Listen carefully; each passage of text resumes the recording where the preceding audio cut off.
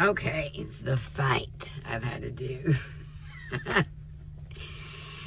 for this video, yes. I have had 2 very cozy days, and the only distraction I've really had would be my neighbor slamming the door, and that's been an issue since moving in. And I did address it, just for the record. I don't believe in not addressing things. Obviously, if you know me. However, there is tact. I gave it plenty of time. It was like for 2 days I listened to it slam every time. And let me just say this. Part of the problem with the world is we have people walking around existing in computers and in their phones, completely fucking oblivious that there's a whole world around them. I encountered this when I was actually sitting at a parking lot not long ago, fighting to get a video downloaded, actually. And plus, I just needed to leave the area.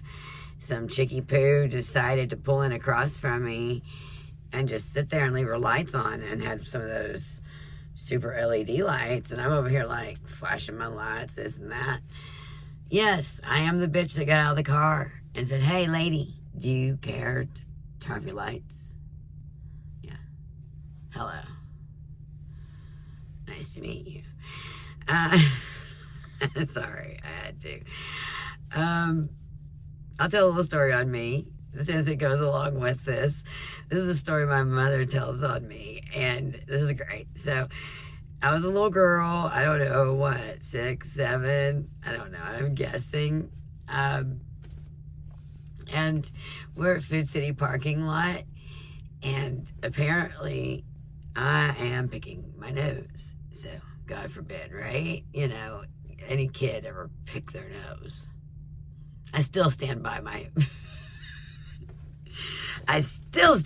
statement then, damn it. So my mom looks up, and these 2 old women are sitting directly across from me, just staring me down, apparently. I'm oblivious to it, just digging at my nose, apparently. Mom stops putting the groceries up and leans in the car and says, "Miranda, quit picking your nose. Those old ladies are staring at you." You know what I did? I looked up and went, as polite as day. No joke.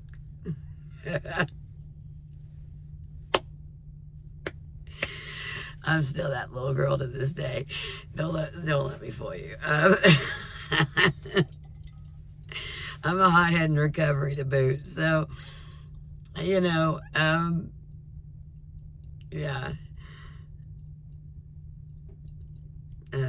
Trauma survivor, trauma warrior.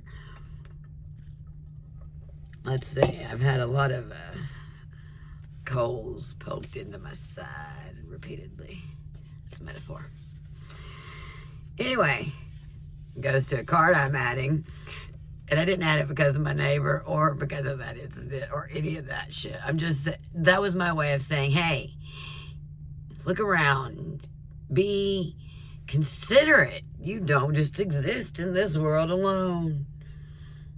If I can pull my door shut slowly because I'm leaving at a fucked up hour, or just because I'm conscious that there's a lot of people around me that maybe taking a nap or something, I don't fucking know. You don't need to hear my every move. It's called, I don't know what it's called. It's called being polite. It's called manners. It's called values. And anyway, I had a moment to where I had to, let's just say someone hurt my feelings. It was something I overheard. And I could have gotten angry, but I didn't. I felt it. I felt the hurt. And I felt my emotions about it. And I'm like, don't let this bother you at all for one more second. Why? Because why would you let this take any more of your day than 30 seconds or whatever that is taken? So don't forget. He who angers you controls you. I don't know who originally said that. I'll look that up and pin. I like to pin quotes to things. However, henpecked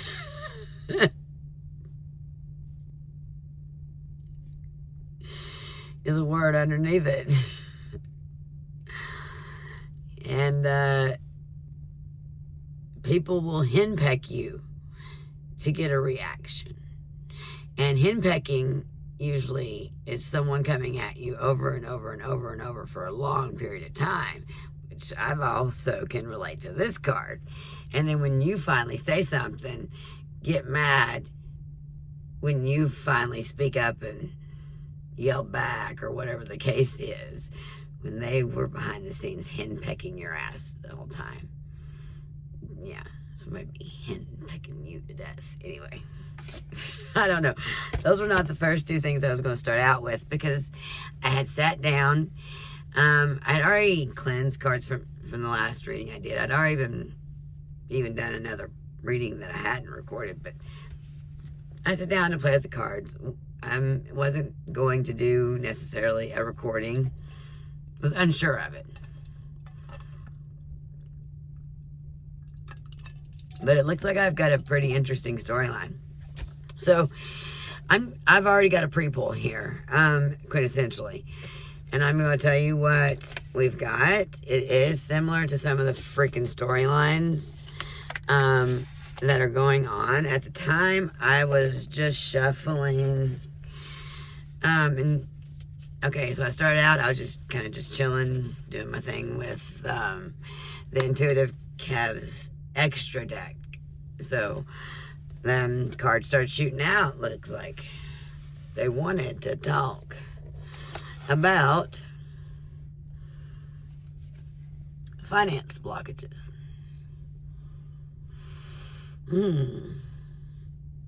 See that money? It's there. See that rat? It's there too. So what's that jail cell? Somebody's got some money locked up. And that money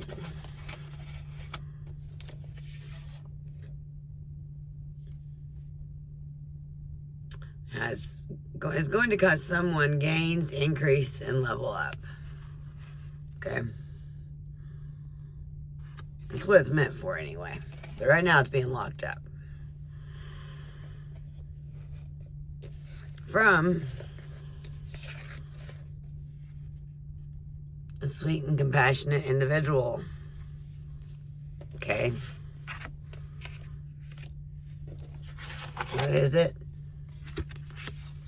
It's a fortune, abundance, and luck, and fraud, insurance, identity check, tax, or mortgage, inheritance, you name it. Some form of fraud. And it doesn't look like anything named there is small fraud. Looks like grand larceny to me. Just saying. That has been, I've seen this pulled in other readings. So I'm like, okay, why am I getting this same storyline? And what else can I possibly get? We'll see. Let's play. I don't know. Let's play and see.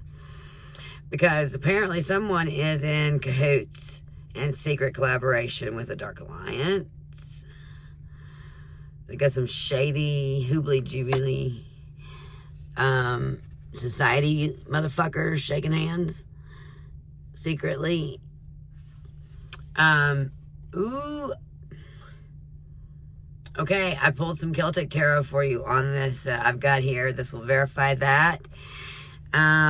I'm just going to go ahead and show you, and it did land on this, but I wanted to lay out the storyline first. But we've got the Two of Pentacles. The Two of Pentacles is, this motherfucker is someone who will do dirty deeds like this. So the fact that they're together, oh yeah. Validation 101, right? And I didn't even notice that until I turned on the camera. But this is what is together with that one. So we've got contracts, commitment, obligations, and agreements. So there's no telling what basically a power of attorney, some kind of fraud for some sweet person that's blocking finance blockages, they're increasing gains. Okay? So we know that's what's going on. And I've already showed you with the Celtic how that backed that up. We've got also a friend, an ally, and a confidant next to some of this shady stuff. So someone's lying. Someone's a backstabber. What's that song? Dun, dun, dun, dun. Hey, backstabber. I don't even know who sings that. It's not even my genre, but that came in my head. Like, it's gonna drive me nuts. Okay, and over here we've got still the person with our sweet earth angel is still over here content, regardless of the betrayal and this sneaky-handed bullshit that's going on behind closed doors over this finance blockage.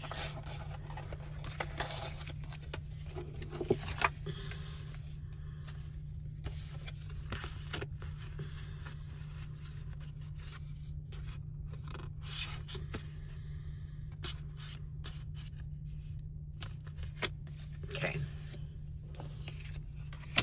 All right. So at that point, I started playing with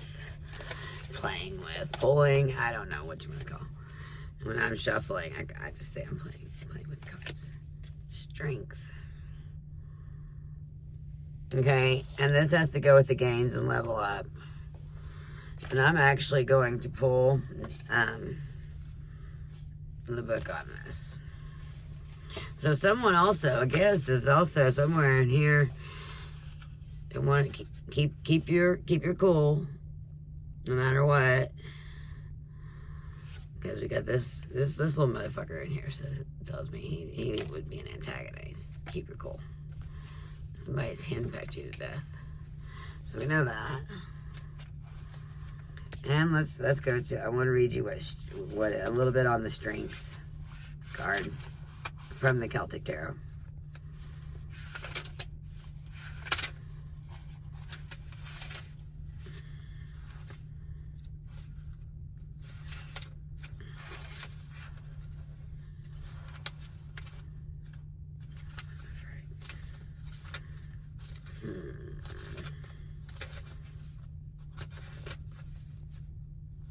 It's right here.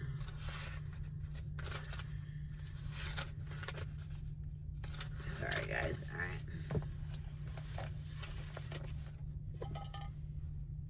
Okay.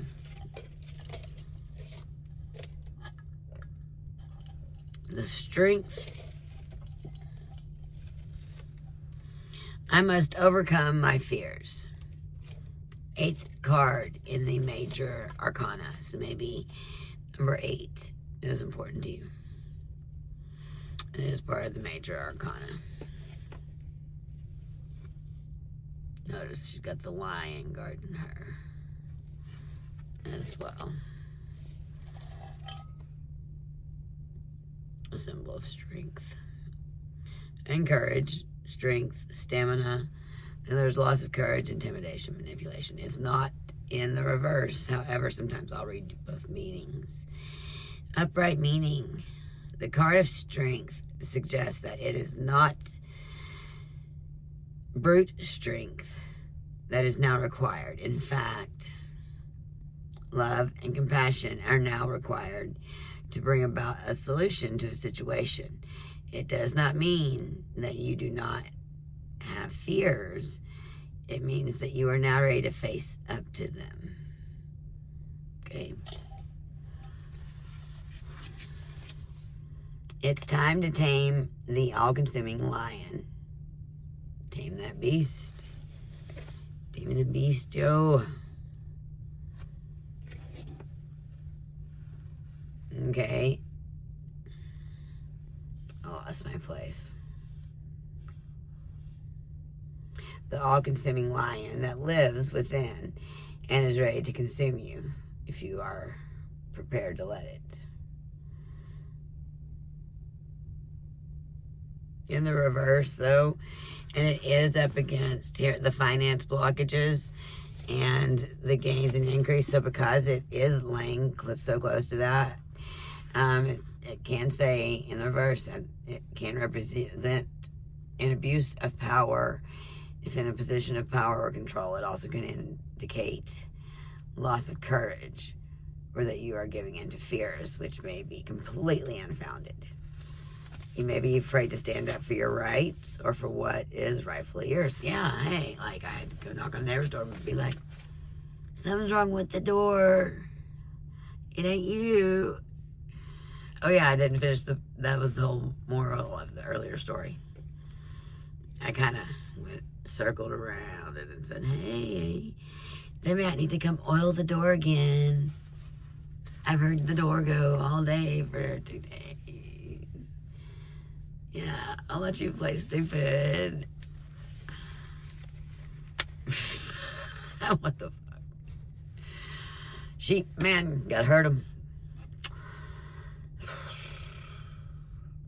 Just saying.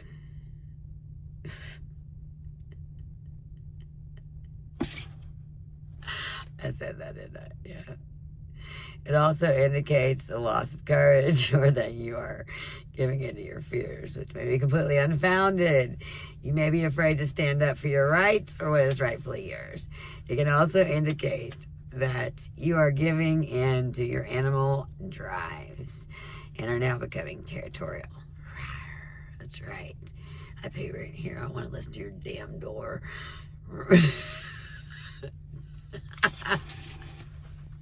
Sorry.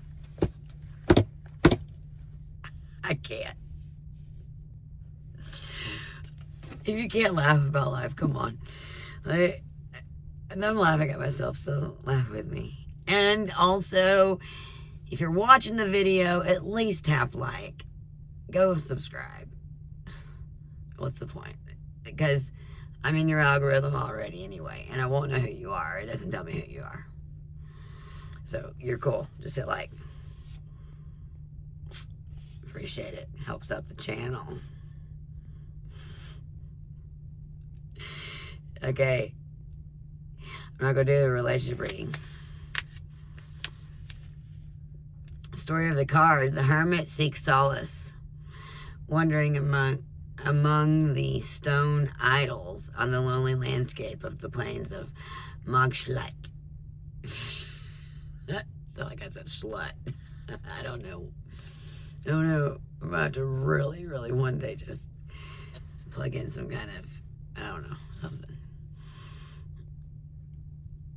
In his hand, he holds his lamp in search of insight and understanding. The light from his lamp symbolizes the need to gain insight and understanding. The hermit removes himself from everyday life so he can be alone in order to reflect. He understands that within every one of us, there is a need to withdraw from the mainstream of life into solitary time, seeking enlightenment. It is here. He can be honest and true with himself and tend to the needs of the mind and the soul. Clarity will come from within. That is, if he is prepared to search. Okay, I'm not even going to read the story, but there is a stone exhibit that is in the National Museum of Dublin to be believed Crom. Oh, okay, I will read it short. Crom was the corn god whose stone idol could be seen on the plain of Magschlat in County Cavan until 1900, when the local folklore suggests that it was blown up by a local farmer, which I wouldn't doubt it because of the wars. Sad stories. Anyhow, the Killing stone exhibited at the National Museum of Dublin is believed to be chrome. It was said that there were 12 idols standing on the plain, all embossed in silver, except for Chrome, who was embedded in gold. This was a special place for the hermit to seek guidance because it was filled with spirituality and sense of wonder. It was here that the gatherings were held on the eve of Samhain, when sacrifices of the firstborn animals were made.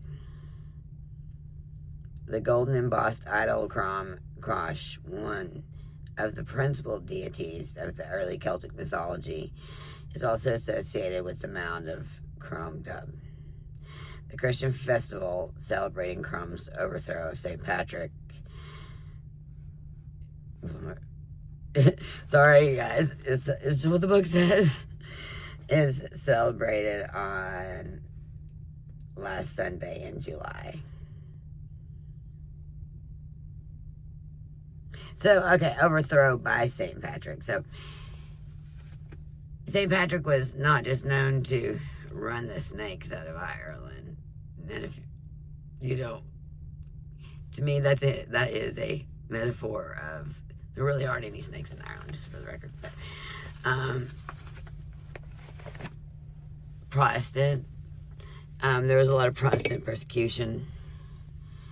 And for Catholics, actually. And St. Patrick was responsible for merging the Gaelic, Celtic, pagan society with that of the popular Catholic society of the time. And he did it very eloquently and honestly, to be frank with you, as opposed to, you know, it was not a hidden integration.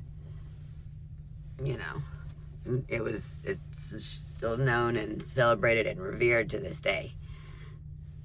All of that is, well, you have St. Patty's Day, of course. Anyway, now you know a little bit about St. Patrick. Sorry. And if you didn't already know that, you should. It's not just about your beer. Okay? I had to. So the strength, tame that lion, tame that beast. And find a calm way to go about things. Be diplomatic, because you've been henpecked to death. Don't let he who angers you controls you, because whatever this shit is gonna piss you off.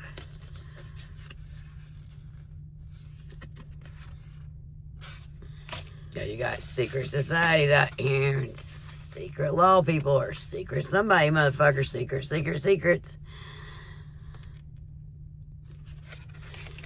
And I pulled that shit in that bribe one, that last one. I feel like I'm just reading on. Anyhow. So, at that point,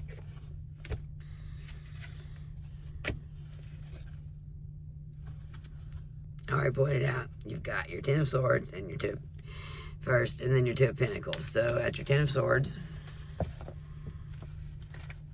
and that's on top of these shady dealings. Here, guys. The fortune, the fraud that I just held up, the shady goings on. Sorry, it just made me, it's like, it makes me mad. It's like, how dare you, bro? Like, who the fuck are you? I don't like arrogant assholes. I just don't. People will do some shady stuff for a buck.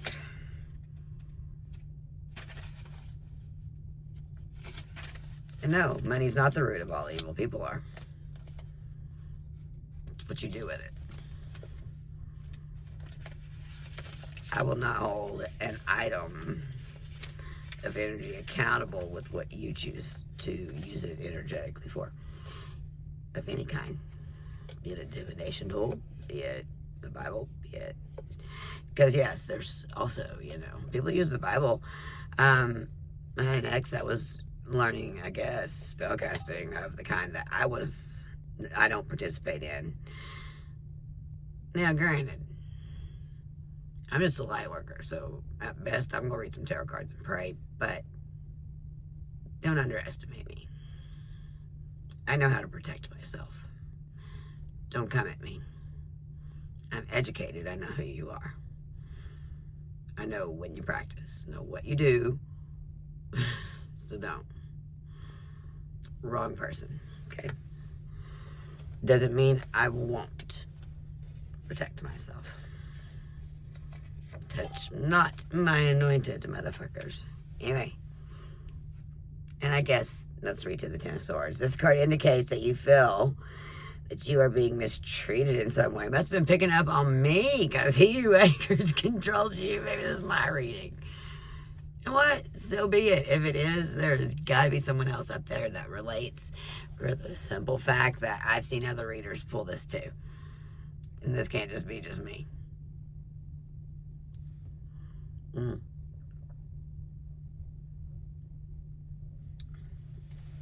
So, you've got this card indicates that you feel you are being mistreated in some way.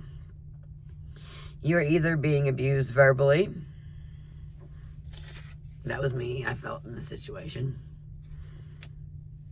Okay. Or someone maybe stealing from you. Oh, well, we've got the whole picture here. It is clear that there is a fortune that is blocking a sweet earth angel. Here we got sweet, compassionate individual there. Okay.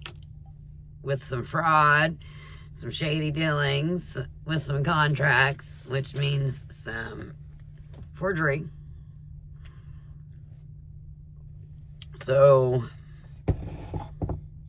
obviously, and then you've got your Ten of Swords here. So, that don't just read on to it. I mean, represents the total end of it. Okay, so this indicates that you feel, you're being mistreated in some way, or abused verbally, or someone may be stealing from you.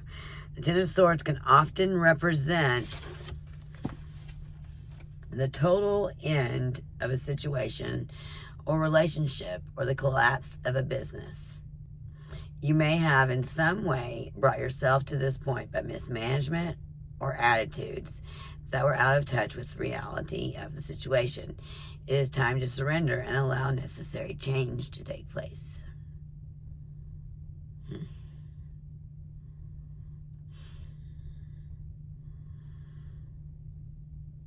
Oh, that may be referring to whoever's doing the bad shit, because that's what it's on top of. Give in. Just give in, bro. Give it up. Okay, so here's basically a story of one of the how Bree became king of Magdurid. Basically, he lost his arm in combat, and the law stated and dictated that a man who was not physically perfect could not hold the kingship. So this king, Nuada, he was forced to step down and was kingship to the island of Bree. Bree forced tributes from human gods of the Tuathain and the Dagda, the Ogma, the Loth. And during this time, he married Bridget, the daughter of Dagda. This intermarriage between the Tuathain and the Fomorians was a way of keeping peace. Bree demanded excessive tributes from all and created much hardship for his people. Well, look where that landed. So whoever's doing this fraud shit's creating some hardship for his people. Obviously keeping finance blockages for this Earth Angel engaged and stuff so that she can level up. Well, is this suitable?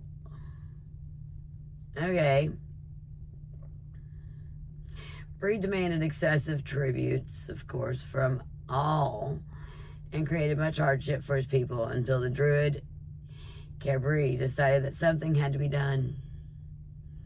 He met with the poet of Cabri. I want to figure out how to say that properly. Because I've read it 1,000 times. Cabri. I'm going to say Cabri is how I would say it. Cabri. To see how they could usurp Bree without warfare. Cabri was a druid poet with special powers and great wit. So, spellcasting, there's a lot to poetry and wording, or at least in the druid times. Anyway.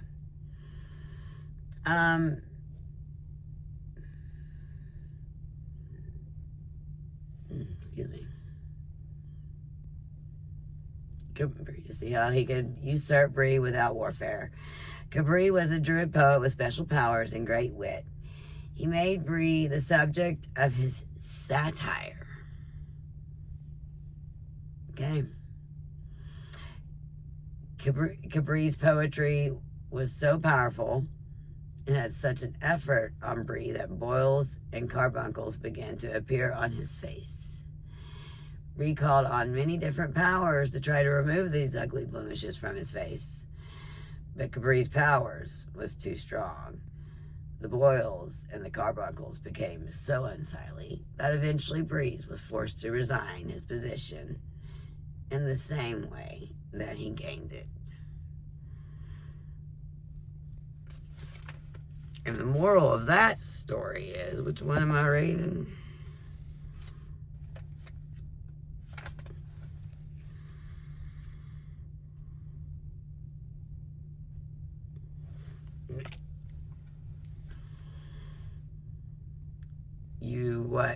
What is it they say? You lose them how you get them.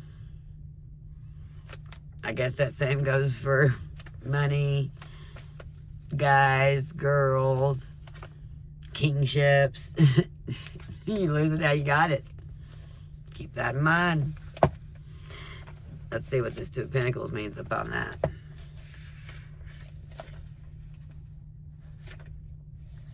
You will lose it how you got it.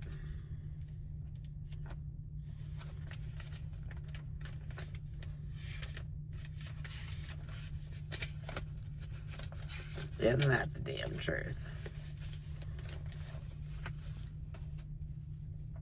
And once again, your Two of Pentacles, balance, knowledgeable manipulation is the word. Stimulating developments, inconsistency, dismissing warnings, and stagnation. The Two of Pentacles indicates movement and change in the natural progress of a project or business. You need to decide between two alternatives, as you cannot do both at the one time. One has to be given preference over the other. In a partnership reading, it suggests the need to make decisions based on financial or long-term considerations. In the reverse, opportunities due to your having placed too much emphasis on pleasure in life.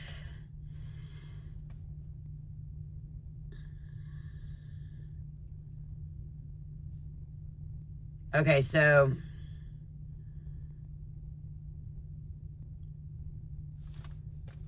the story of the card.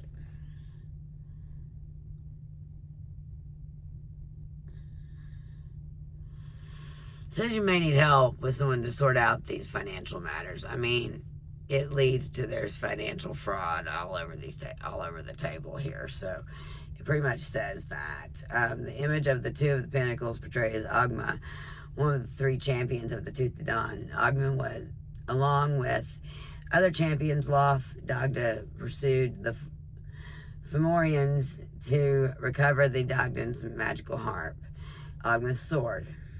Agma personified the combination of the warrior and the orator. He was also known as the honey-tongued because of his eloquence. He combined magnificent warrior skills with brilliant mind. It is believed that he invented Ogham. I guess it's Ogham, is how you say that. Ogham, a form of writing. Yeah, okay. Which he handed over to the Druids, and which was mainly used for magical purposes. The letters are represented by parallel strokes along a vertical line, originally inscribed in stone, but sometimes etched on tree bark and branches as secret messages and warnings for the Druids. The Ogham alphabet consists of 20 letters and 5. I'm gonna mispronounce that.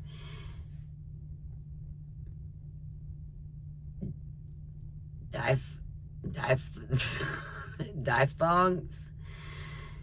I have no idea. 5 somethings. With the letters grounded in 5s, probably indicated a relationship to the 5 fingers, allowing finger signs to be used as a means of passing secret messages to each other. Ogham inscriptions have been found on hundreds of large and small stones on the walls of some caves, and also on bone, ivory, bronze, and silver objects. Okay. Notice that it talks about secret writings and handshakes and secret dealings, and and I'm not, and because I don't think Druids and their secret stuff, I don't immediately go bad, but we're not in a very nice reading here. You've got all this happening underneath your fraud and your lot of money here. But notice how that backs this up. What I was telling you about that. So that pretty much goes and says, yeah, this shady motherfucker is over here, and you've got these two with their little secret handshake. God bless America. Anyhow, that's going to be okay, because guess what we have? We have our poor earth angel. It's okay, because we have the Chariot and the Queen of Pentacles bringing in the Wheel of Fortune. However, I like the storyline behind these two as well, so we're going to hit it.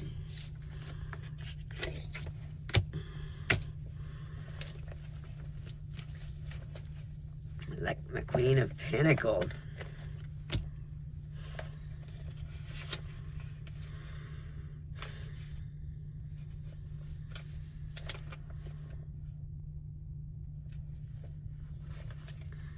However, I think I need to read, I feel called to read the Chariot first, so that we understand how the Queen of Pentacles is coming into the Wheel of Fortune. Otherwise, I'd have to pull a card and be like, Temperance, come on. Please come out. But this will explain it, so it's fine. Oh yeah, the Chariot.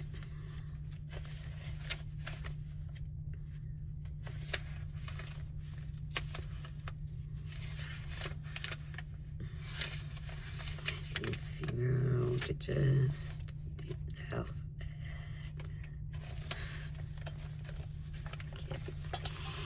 All right. Sorry if I put that back up in the thing. Position. Try to sit around that. Okay. The Chariot, the 7th card of the Major Arcana, controlling a situation, strength of one's conviction, dedication to a cause, and loss of focus, loss of confidence, wrong use of energies. The one thing I want you to see is how this person is maintaining two different sides, two different horses, the white horse, the dark horse, the good, the bad, the yin, the yang, whatever you want to call it. Okay? The 3D, the 5D. The sun and the moon. There you go. Rationale and emotion. The sun and the moon. There we go. All at once. The chariot has to bring that in balance. Okay? That's what you need to know about that.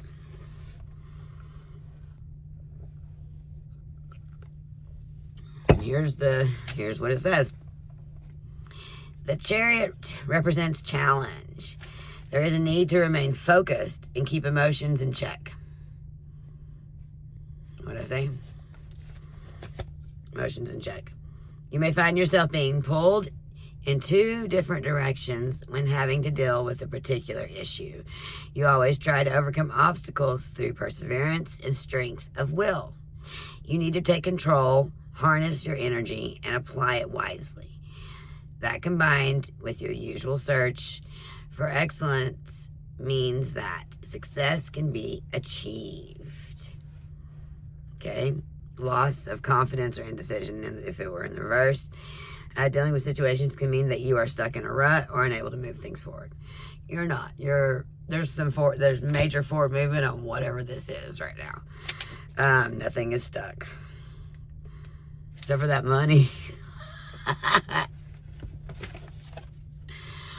It's okay. Because we got from there to here. Even with all the shady handshaking in the middle. Divine timing. My favorite word. My favorite, just reality in general. Okay.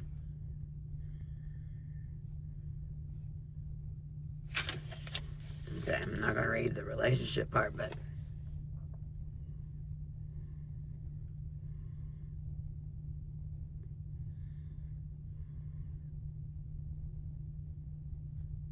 can't say that.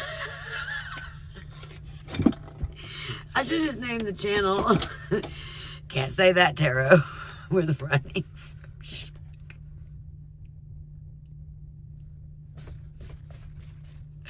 One day, I'll look back and be like, yeah, that's how that said.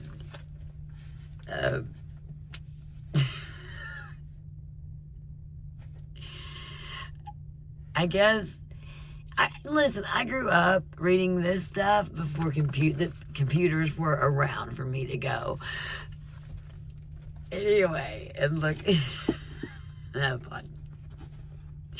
YouTube how to say anything, and I can't wait till I get my new glasses. Okay, what are we reading? Like, I'm laughing at myself too hard.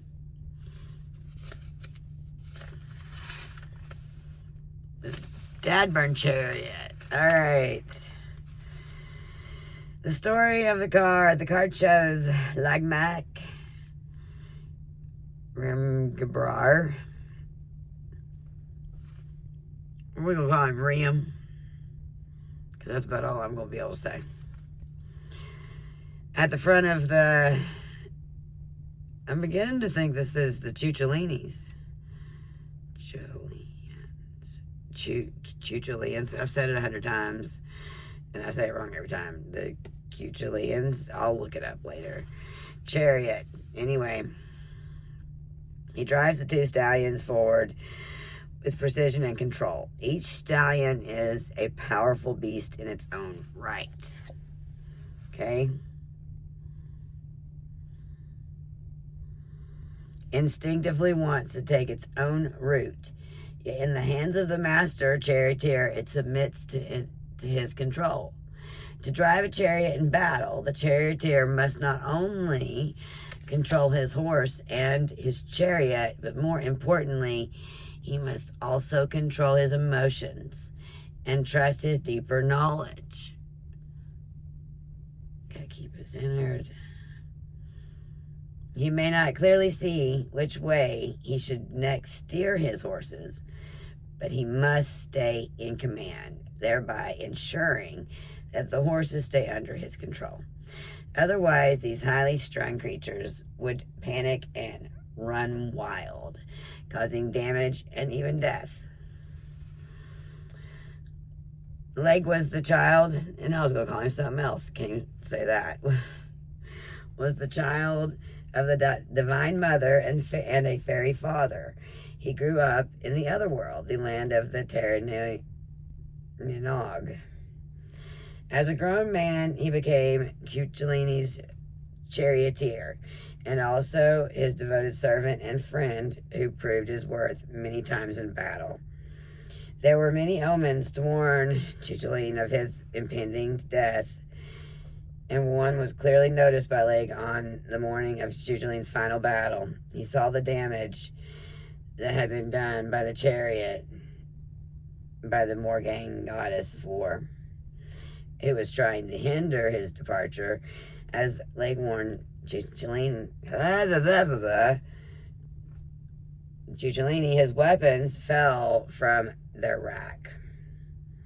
He recognized this omen and realized that he could not refuse to fight in the Battle of the Myrthim.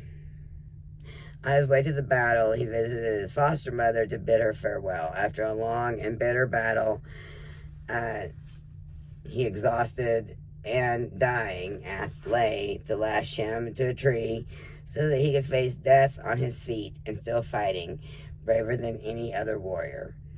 Lake protested and wanting to help him escape his fate.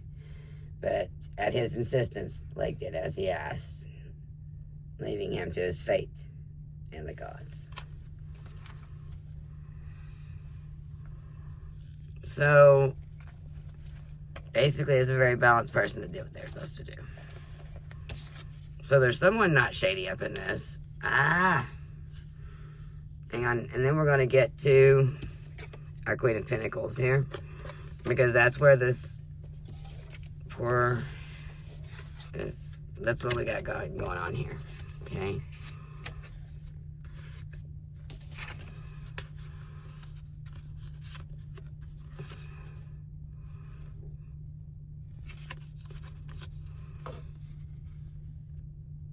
All right.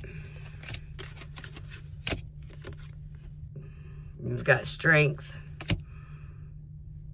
And then Queen of Pentacles.